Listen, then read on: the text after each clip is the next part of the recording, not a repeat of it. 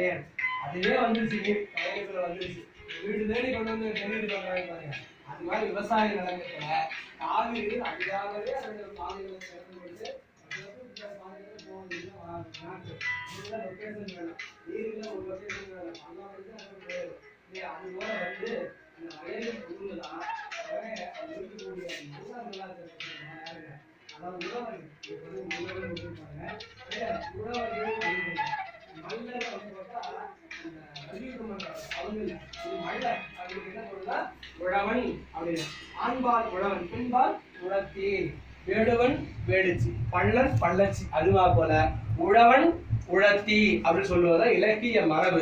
அந்த வகையில இங்க மல்லர்கள் அப்படின்னு கேட்டா என்ன பண்றாங்கன்னா, அந்த நீர் தங்களுடைய வயலுக்குள்ள புகுந்த உடனே அப்படியே ஆர்ப்பரிக்கிறாங்க, சந்தோஷம். காவிரி நீர் வந்துருச்சு அப்படின்னு சொல்லி ஒரு சந்தோஷம். இன்னைக்கு பைப்புல தண்ணி வந்து நாம சத்தம் போறோம், தண்ணி வந்துருச்சு ஒடியாங்கப்பா, குடத்துக்கு ஒடியாங்கப்பா அப்படின்னு சொல்றோம் இல்லைங்க. இந்த பெருநகரங்கள்லாம் போய் பாருங்க, அந்த லாரிகள்ல நீர் கொண்டு விடுவாங்க இல்லைங்களா, தண்ணி லாரி. அது வந்துருச்சுனாவே என்ன வேலை அதெல்லாம் அப்படியே போட்டு குடத்துக்கு ஒடியாந்துருவாங்க. ஏன்னா 2 குடம் பிடிச்சாதான் ஆச்சு, இல்லைன்னா 2 நாளைக்கு தண்ணி கிடையாது. நமக்கெல்லாம் அப்படி இல்லை, பைப்பு திறந்தா தண்ணி வரதுல குடம் தண்ணி நிறைஞ்சு கீழே போயிட்டு இருக்குது. பெருநகரங்கள் அப்படிதான் ஆயிட்டு இருக்குதுங்க.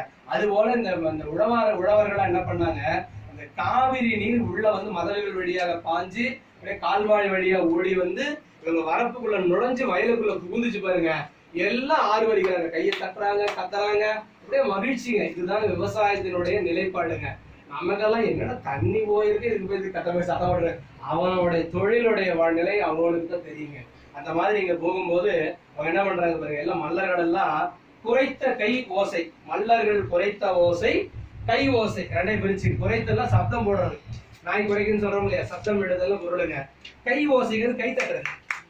இது ரெண்டும் சேர்ந்துச்சான், ஆரவாரமும் சேர்ந்துச்சு,